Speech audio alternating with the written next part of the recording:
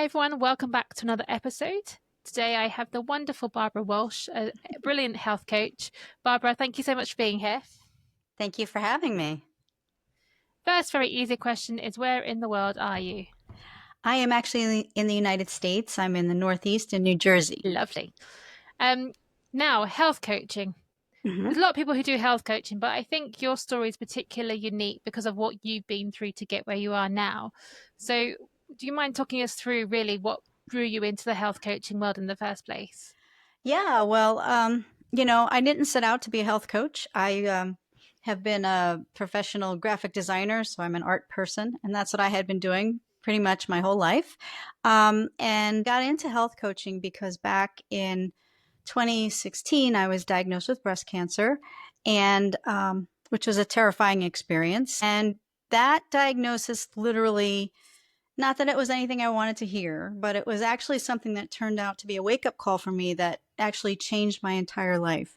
Um, you probably know, or people who are listening probably have known people who have been diagnosed with cancers. And anyone will tell you it's the most terrifying thing out there that you'll ever experience. And in my case, like every other woman diagnosed with breast cancer, my doctor was recommending surgery, radiation, and chemo. And I had been diagnosed with an estrogen positive breast cancer. So they were also recommending for me a lifetime of tamoxifen. And, you know, I was aside being really nervous, I was actually mad that I had this diagnosis because I was busy. I was a business owner. I had a lot going on. I had a kid. I have a husband, I had a life. And I felt frustrated because my whole life I had been very responsible, very compliant. I did everything that I thought I should do that would, help me to prevent breast cancer. I did the mammograms every year. I did the breast self checks. I followed my doctor's orders, to the letter. And here I was still diagnosed with breast cancer. On top of that, I didn't have, the textbook definition of a family history, which according to National Cancer Institute or the World Health Organization, that means, you have a first generation female relative who has been diagnosed with breast cancer. I did not have that. So I was wondering how I ended up in that situation, and as I was considering the treatment options that were being offered to me, I asked my doctor, well, how in the world did this even happen? And she gave me this really dissatisfying answer. She said to me, well, we don't know. It's just like, we don't know. It's just like bad luck, bad luck, bad draw of the cards. And so I felt like it didn't inspire confidence in me, number one, that, Thank God. Yeah. that I was getting maybe the best solution or that maybe this person was going to be the right person to help me. And as I considered what was being offered to me, the thought occurred to me that, everything that was being offered to me were things, with the exception of surgery, were things that are known to actually cause cancers. Like, it's well documented that, chemotherapy causes cancer. We all know radiation causes cancer. I mean, think about it. You go to the dentist and they want to take the x-ray of your gum. They load you up with a vest. The tech runs out of the door and hits the button for 2 seconds. So, that's not going to be good for you. And I found out later that tamoxifen is actually known to cause uterine cancer. So Right. my husband asked the doctor, well, if my wife does these things, will she be cured? Because that was, my goals. Let's just get this over with, whatever it takes. And so I got another really surprising answer. And the doctor said to me, well, there are no guarantees. We'll consider it to be a success if there's no recurrence within 5 years. And as I thought about that 5-year period and I was thinking about, the treatments that were being offered that, cause cancer, I thought it's probably a good bet that if I get through the treatment, and I come out on the other side, there's probably a good bet that somewhere down the line, I'm going to be facing cancer again because I'll be constantly introducing things that are known to cause cancer into my body. So my husband and I are Christians and prayer is a big part of our life. And I was scared, expletivelessness. I was just so scared. And so I needed time to process what was being said to me, because that's another thing when you're diagnosed with cancer, it's a big, big, massive rush to make a decision. It's very scary. The doctors, you're scared. You don't know what's happening. The doctors, reinforcing the fear factor. And there's a real push, to start treatment like immediately or you're going to die. And so I just felt I didn't feel comfortable making a decision in that mindset or in that atmosphere because, Hmm. cancer aside, I just don't know of any really good decision that's ever made when you're fearful. Because when you make a Right. decision when you're fearful, it's really just like a knee jerk reaction, and you're not really sure what's going to happen. And in this case, I didn't really know what was going to happen. And my doctor couldn't tell me what was going to happen. I don't know. So I decided, I needed to go home, spend some time in prayer because I just really wanted to get peace.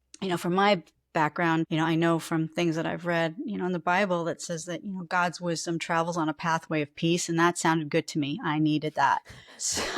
So when I went home, the first order of business was to get a second opinion because, as I alluded to the fact that I really didn't have confidence in this person who was, at the helm of my healthcare, even though she was like the top breast surgeon oncologist in my area. So I was waiting to get an appointment in New York City at, one of the meccas there.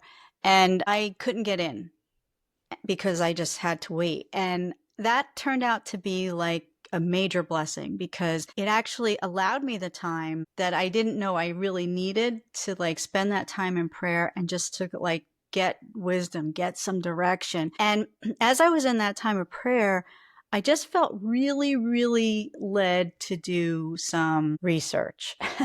And now, as I said to you before, I'm not a doctor. I don't have a medical background at all. I'm one of those people that doesn't even like math. Research was like the furthest thing from my, experience. But I really felt like I needed to understand what was happening to me. So I started doing all this research and I found out some really amazing stuff. And this time actually turned out to be an answer to my prayers because I found out, number one, my big question was like, how the heck this happened to me? I found out really what causes cancer. I found out why some people get cancer and why some don't. And then I found out that one of the big keys to either not getting cancer or recovering from cancer has to be your immune system.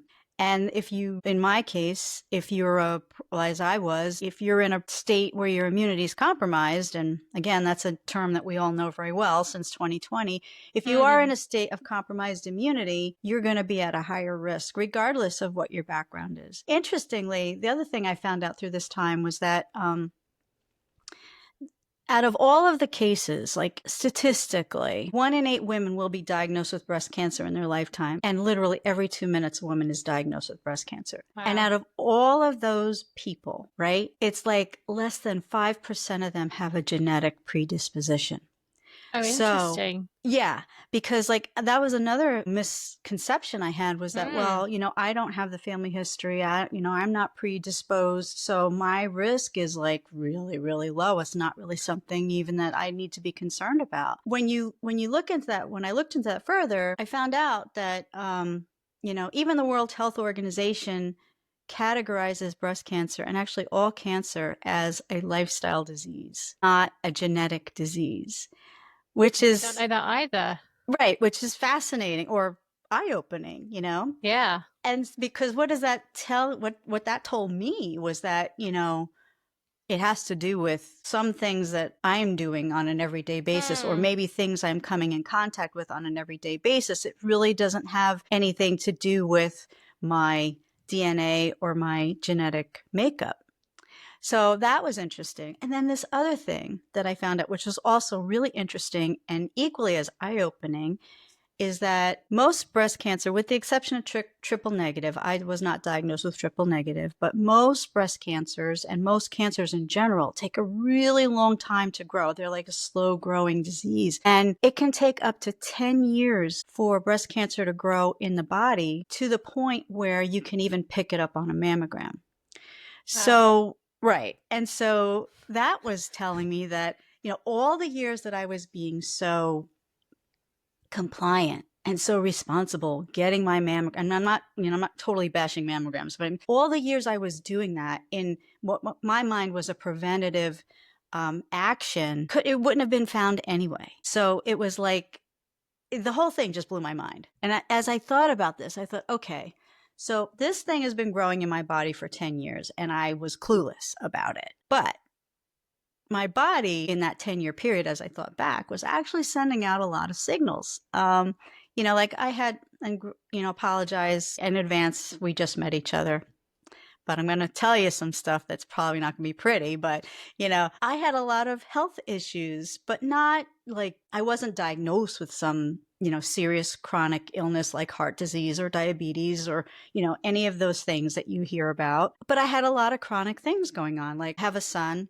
And at the time he was in grade school. And every time he went back to school, I would dread it because I knew whatever was there, he was going to bring it home and I was going to get it. Mm. So I would get sick, in the fall. I would get sick in the winter. I'd get sick in the spring. In between those things, I had terrible problems with sinus headaches all the time. I also had really chronic problems like with my digestive system. Like I would have heartburn, I would have stomach aches, I would have diarrhea, I would have constipation. Constipation was more than diarrhea. Bloating. And then I would also get things like rashes. And then I would get things like chronic UTIs. And so I was always, again, very responsible, running to my doctor constantly, like, you got to help me out. I got this thing again. What can I do? What can I do? And they would, run the tests. And this happens, I think, to a lot of women. They run the test and you're like, oh, you're in the range. You're fine. So we'll just give you a script. And then, you go home and take this for a week or whatever, and you'll be just fine. And so I would do that. But then I would finish whatever course of antibiotics it was. And then most of the time, like a week later, right after I was done with the antibiotics, I'd have a good week. And then bam, that sucker would come back. And so I would go back to the doctor, and I can remember saying to her one time, my regular doctor, this is nuts. I cannot live my life on antibiotics. There's got to be something wrong with that, right? And she said to me, you're right. You really can't. It's not normal. And I said, well, what is wrong? She said, I don't really know. But, it almost seems like you have an issue with your immune system. But she really couldn't tell me how I could correct that. And I remember being annoyed that she said that because, and I got a little offended because I thought she's telling me that I don't know how to take care of myself. And she was actually right. But again, she couldn't help me figure it out. So, as I thought about all this, I realized that, and this is something else, like if you get all these things going on, like you have something going on where you have a sinus infection that's in your head, you have a stomach ache that's in your stomach. You get a UTI that's, further down, and so, it's in your bladder. It's in, or you get a rash. It's like, how often do you put all those pieces together and say that they would be connected in some way or that they're rooted in the same thing? But because, like they're in different locations in your body, but the truth is they really are all rooted in the same thing. They're rooted in compromised immunity because your immune system is designed to help you get better from those things or help you to protect you against them so that they don't develop in the first place. And that's the same thing with cancer. And so, as I thought about this, it just blew my mind. And I thought, well, okay, so the key to this thing is my immune system. Mine is clearly not working well because if it was, I wouldn't be in this situation. So how do I fix that? And that's when I discovered that a big key to having really strong immunity has to do with what we eat, what we drink, how well we sleep, whether or not we choose to exercise. I never chose to exercise, hated that. I was never one to be a healthy eater. I was like one of those, bless you. I was one of those girls who was just a typical American woman. I was first in line to the drive-through. If it's fried, covered in chocolate, big cup of coffee. Some days I would, go through the day eating peanut M&Ms just for protein, like we've all done that. Yeah.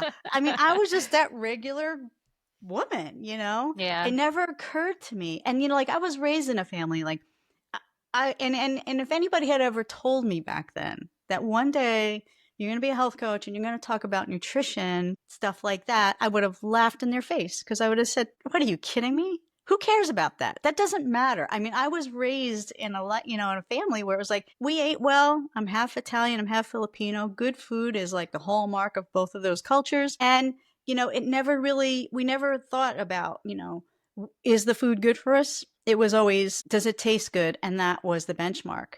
And so because of that, it never really occurred to me that like everything that I was putting in my body for my entire life was affecting it in some way. It could either be beneficial or it could be detrimental, and that's the power of food.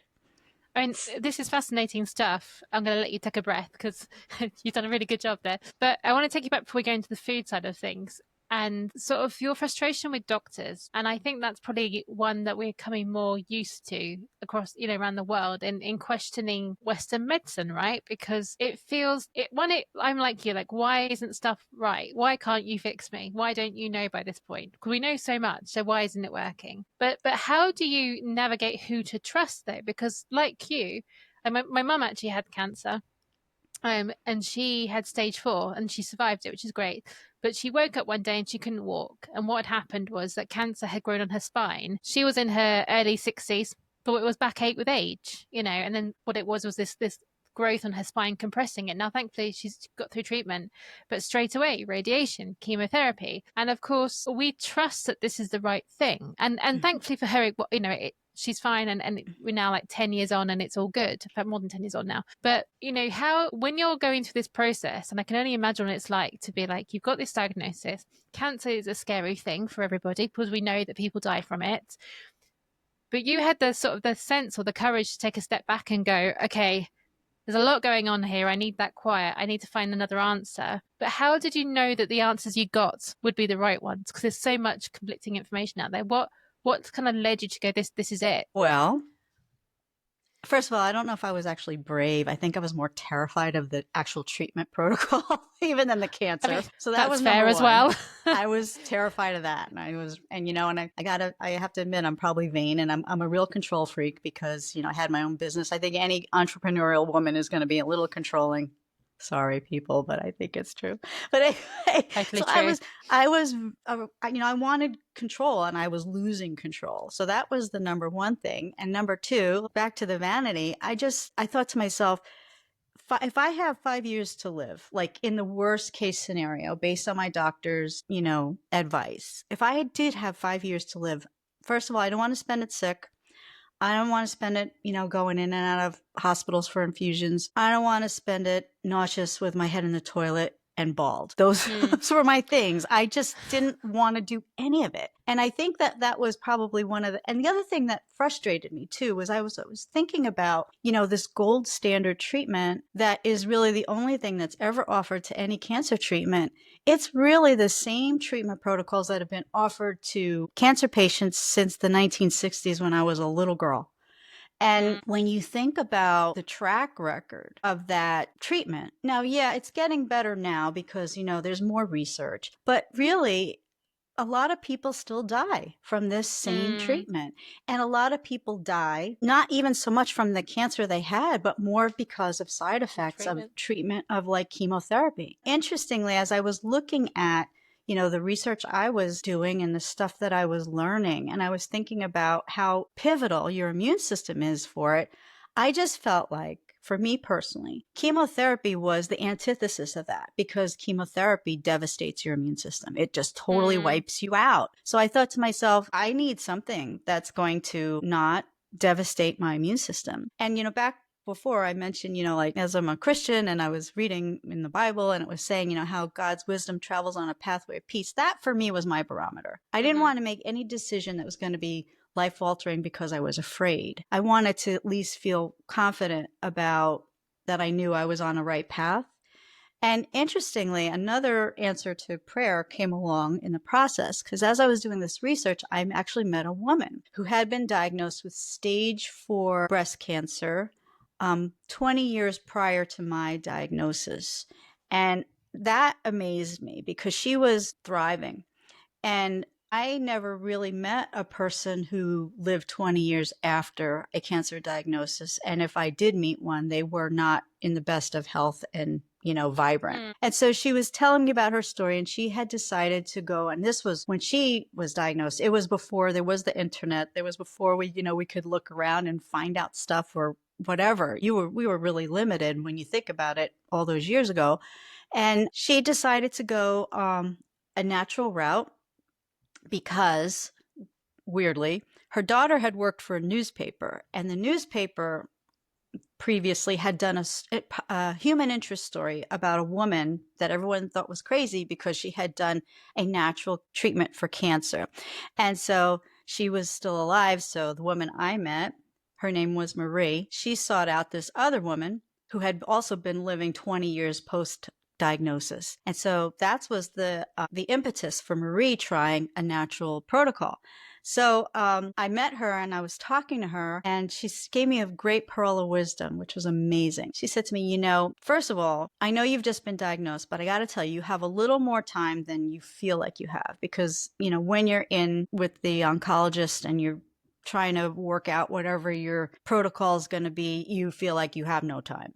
She said, but you do have a little more time. You have time to get your bearings, assess what's happening, process what's going on before you make your decision. Number two, she said, even if you're thinking of trying something natural, I would say from my perspective, you could always try it, see if it works for you. And if it doesn't work for you, you can always go back and you can always say, hey, I've got cancer. You could always get surgery. You could always get radiation. You could always get chemo. They're never going to not write you a prescription for any of that stuff. And they're never going to not give you tamoxifen if you decide you want to go back. And I thought, wow, this is fantastic. What a fantastic plan B. Because I thought to Yeah. myself, like you're saying, how was I sure? I wasn't. And I thought, but I did think to myself as I was thinking about the idea of nourishing my body to support, our own innate ability to heal, as opposed to bombarding my body with toxicity and drugs that are known to cause cancers. It just made more sense to me to nourish myself to heal rather than to go through that conventional treatment protocol and hope that, I get through it and hope maybe at the end of it that I get well. Mm. So when I looked at those two things, and then the other thing I was thinking about was that, as my doctor had said, well, we'll consider it a success if, there's no recurrence in 5 years. And then I was thinking about the 10-year time span that it takes cancer to grow and progress. And I was thinking, if I don't do anything, not that that was an option, but if I did absolutely nothing, I would probably have 10 years before I would get to this next stage where I would have to, go in and do Go back something again. really drastic, right? So we had 5 years, 10 years, it was kind of like flip a coin. It was like a crapshoot, really, because there were no guarantees either way. The only guarantee that I had, even though no, you may not be looked at as a guarantee, was that I really felt like in my personal case, I had so much peace about this decision. It made so much sense to me. I had clarity that I did not have when I was personally sitting in my doctor's office, and I just knew it was the way to go. And then, as I thought about it further, I thought, because, of course, you always have those thoughts in your head, well, maybe this isn't right. Maybe you're not doing the right thing. Maybe you're just going to be messing around with something stupid and, you're going to end up really sick at the end of it and, all the things. And then I thought to myself, which I honestly believe it was, Spirit of God talking to me. It was like, it's not like by changing my diet to a healthier diet that I had never eaten in my entire life, that was really going to hurt me. And it's not like I'm doing some kind of experimental drug that's not approved by any government agencies or medical, hierarchy that we don't know what the outcome is going to be. And I thought to myself, this is true. And then the other thing I thought was, whatever I do, it's never going to hurt me to eat more broccoli. Never. And No.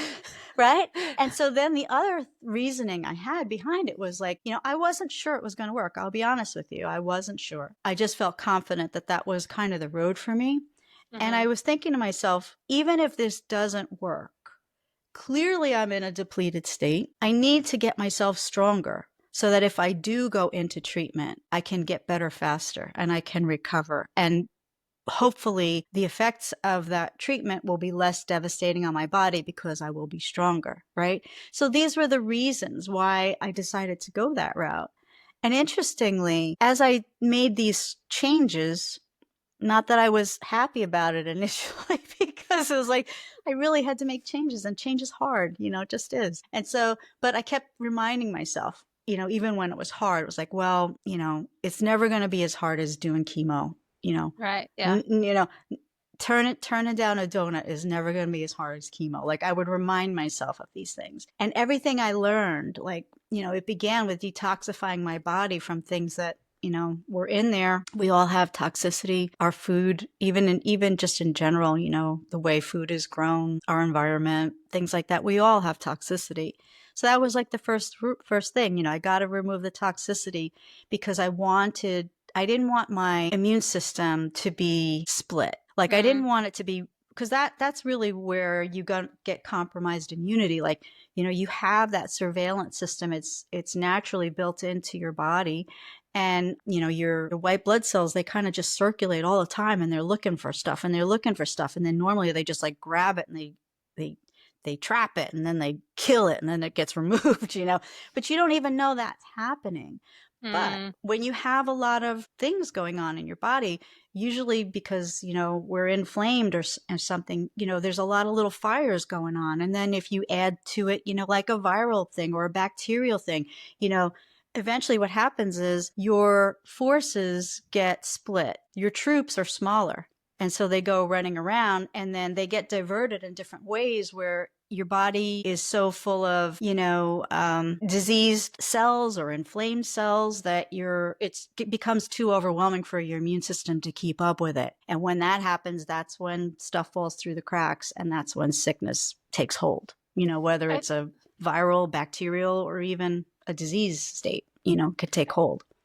I think this is super interesting, and I mean, when I think about my mum, she has this innate ability to give her body what it needs. Whenever she was pregnant, she said, "I didn't want any of the bad stuff. I always went for the good stuff." And with cancer again, so she didn't want chocolate. She didn't want anything. I mean, she eats well anyway, but definitely when she's sick. And we always joke because she's never sick. Like, never ever. We're like, "Are you even human? How do you do?" Because she was a teacher, so she was around those kids every day, getting all those germs, and somehow she was never sick. But the one thing that I always considered with her when she did get cancer is she was in a school at the time which was really high stress. It was in the centre of London. It was a broad spectrum of society. It was not easy teaching. There were, Mm-hmm. violence and all sorts of things. And I always wondered, could that have contributed? And I think it may be from the point of view of lowering her immune system.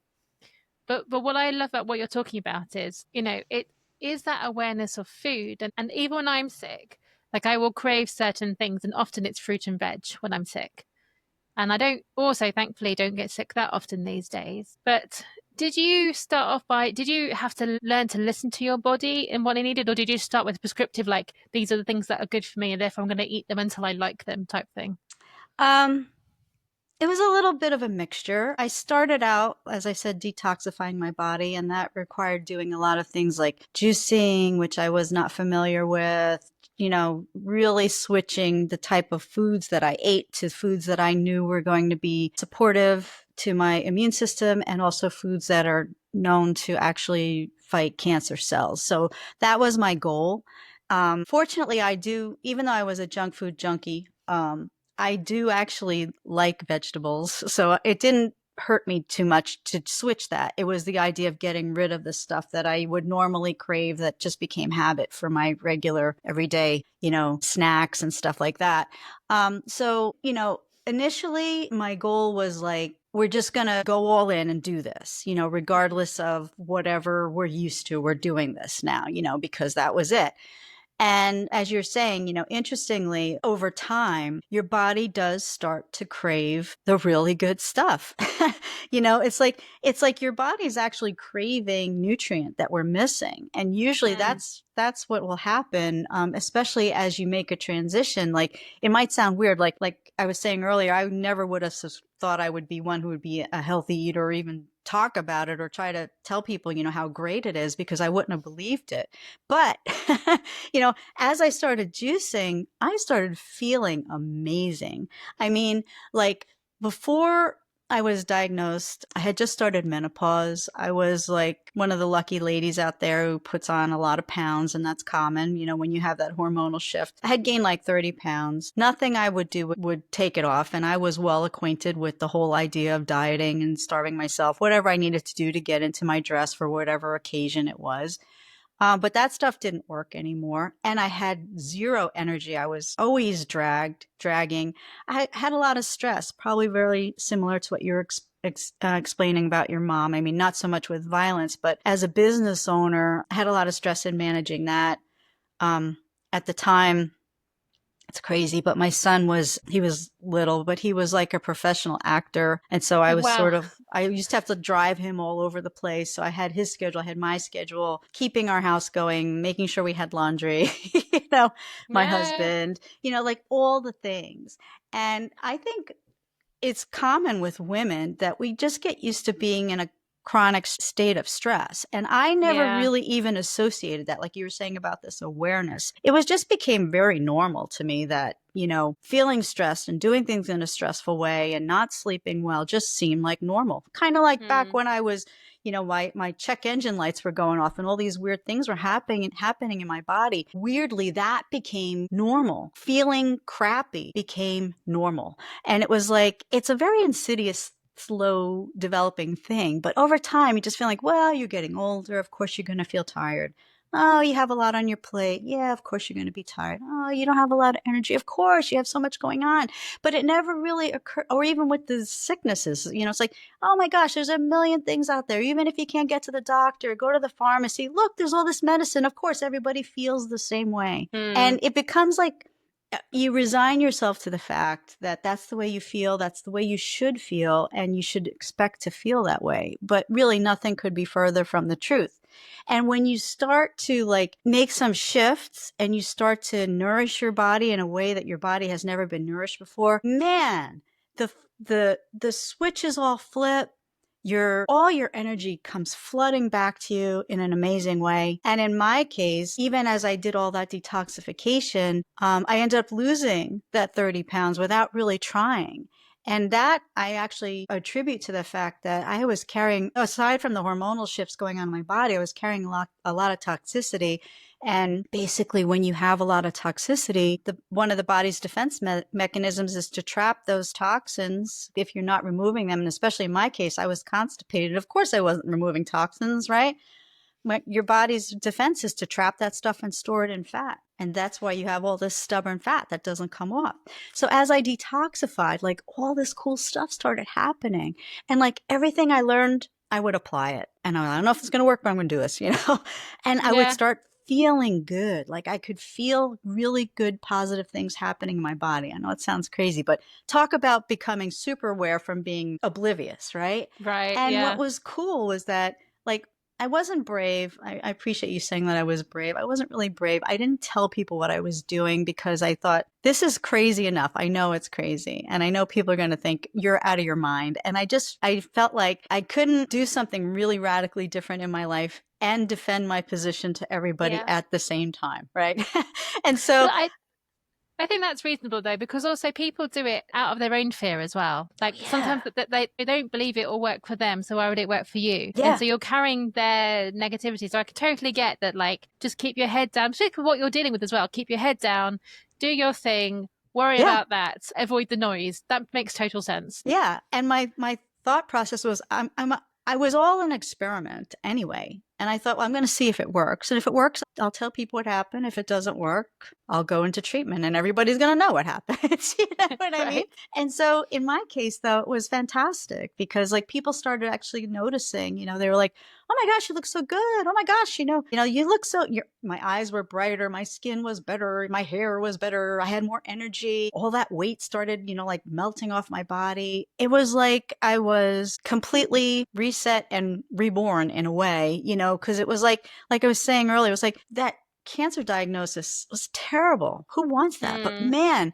what a wake up call because it changed my entire perspective about mm, my body, the way I took care of my body, what was possible for my body. And also it gave me a renewed hope that even as you're getting older, you don't have to be this broken down thing that's completely decrepit, and feeble, that you can Yeah. actually, recover from things and feel amazing. And so I did this for I did that for 6 months. And it wasn't really like I wasn't putting a time period on myself, but, after a 6 months period of time, I did this detoxing. I got myself moving. I got off the couch, which that was a bigger argument than the food. Um, doing that. And I also incorporated, herbal things and things from like Ayurvedic medicine and Native American medicine that have been around for eons, Chinese medicine. I just did all these things. And so 6 months later, my doctors were like, we need to see you.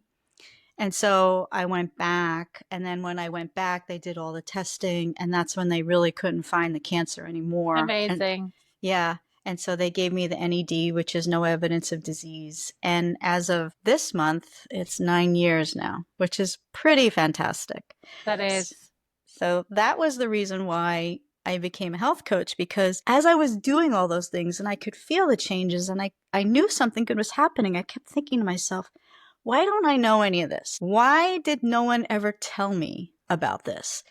Because if I had known, I honestly and truly believe I could have avoided cancer in the first place. And I think that's a really important thing for people to know out there, that, Mm. it doesn't have to be an inevitable thing just because you're getting older that you're going to just automatically be saddled with these things. And even in the case of cancer, we don't have to just sit passively by and hope that maybe it doesn't happen to us.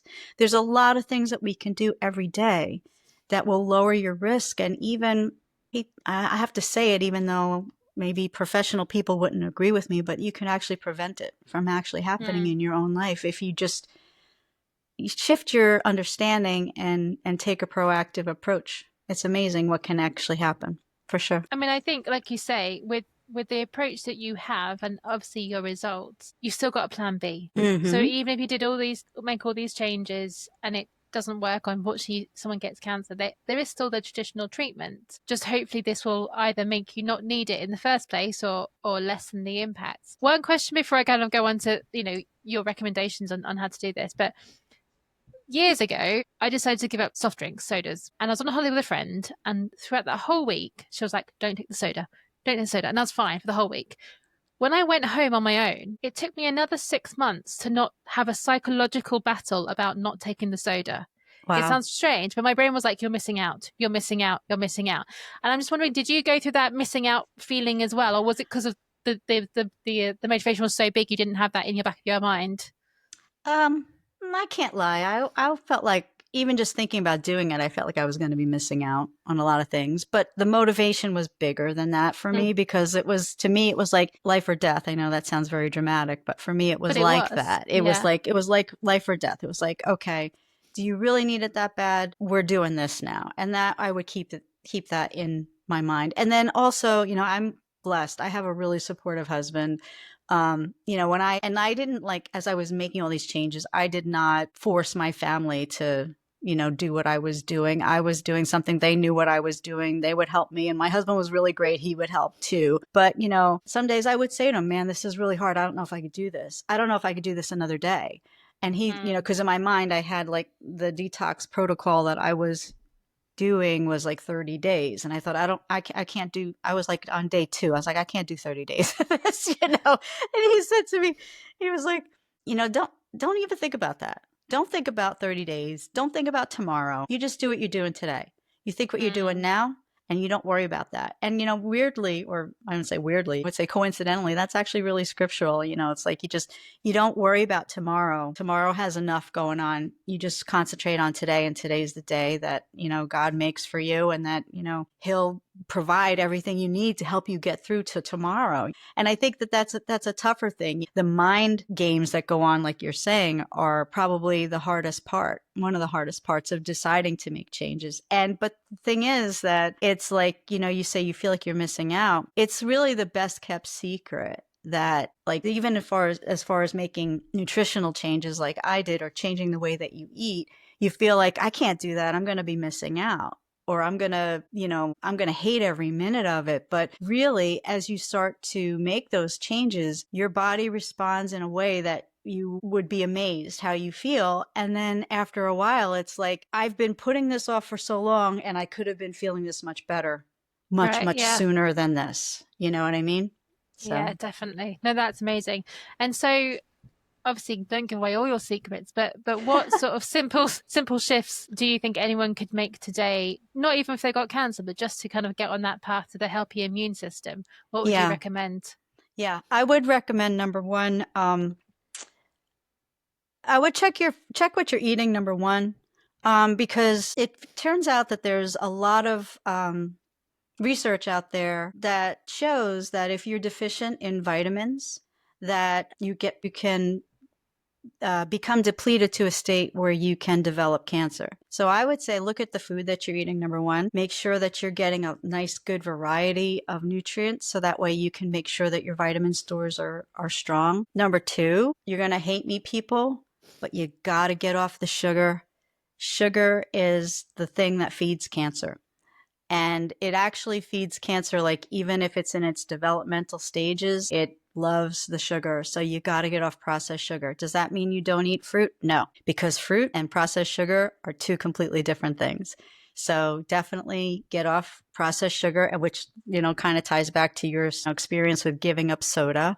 Um, you got to get rid of that. I hate to tell people that. That's probably the hardest one for people. Um, Drink more water because you want to help to support your body's detoxification processes. Yeah. And for me, another really big one was if you're not accustomed to getting any type of activity, try to shift your thinking and start to get yourself moving. Because aside from, like I hated exercise, it was like one of those dirty 4-letter words for me. It was like, oh my God, exercise. And it was like the furthest thing on my to-do list on the bottom and the first thing to go out the window when I didn't have time. It was like the greatest, anything I could get for an excuse not to exercise, I would use it. You really have to get yourself moving because movement actually supports your immune system and it also supports good sleep, which is another really important key to getting your body into a state where you can be supporting your own immune system and your body's own defenses. So that way you don't have to be someone like me who had a breast cancer diagnosis. You could be someone who's just living and thriving and enjoying your life with amazing vitality, for sure. These are super simple, but I think the reflection I have is I'm sure I've heard this before. Other people have heard these before. Why don't we do it? Is it just we're just too addicted to the sugar? I mean, I don't know. It's Well, to crazy, be isn't honest with it? you, that's where health coaching comes in. I mean, I'm with you. I mean, we all know what we should do, but the thing is, I think number one, we think it's too simple. It can't just be that. Mm, It can't be yeah. that. It's too simple for that to actually work. That's number one. So we psych ourselves out by that, or we just get into a mindset where we dismiss it because we feel like it can't possibly work. It's just too simple. And we all know what we should do, but we don't do it. So the key is, tapping into that kind of motivation. Like, for me, mine was clear, but it could be clear for you too. Like, what's going to be your reason behind why you would do it in the first place? Do you want to have more energy so that you're not dragging when you get home from work? Do you want to be able to play with your grandkids? Do you want to be able to have mobility when you're someone like me in your 60s where you're not limited in your ability to do things, And by switching the way that you look at it, that can help you to become motivated to even try it. And then bonus, when you try it, your body starts feeling better. And that only helps to stoke that motivation. So that way you stay with it for sure. But that's the whole reason why I became a health coach, because, I even today, like, I mean, I have family members who, they've seen me and they know what happened, but they still don't subscribe to the fact that it could make a difference in their own lives, But part of that has to do with, shifting the way that we look at it and thinking about what do we really want to get out of it, you know? I did. I heard somewhere that motivation gets you started, but discipline keeps you going. And I Mhm. suspect that a lot of us lack that discipline unless we're confronted with something like you being confronted with. And that's why I guess health coaches help because you can keep the discipline. Exactly. You can have somebody to help motivate you and help you sustain it, and then help you to, like, be aware of, like, when we do these things, be aware of, like, in my case, it was like I was gaining an awareness about how I was feeling, but also, as you go ahead and you start to make shifts and you do something different, someone to actually celebrate that with you, because that's a great commitment to begin with. And it's something that you could feel good about yourself and doing. And then in doing that, all of those things work together to kind of help you to want to, continue that momentum. So if this happened, well, maybe something else good's going to happen. And when that good thing happens, hey, what's the next good thing that's going to happen? And it's all kind of like a chain reaction of, feeling great. Absolutely. Barbara, you're amazing. How can people find you?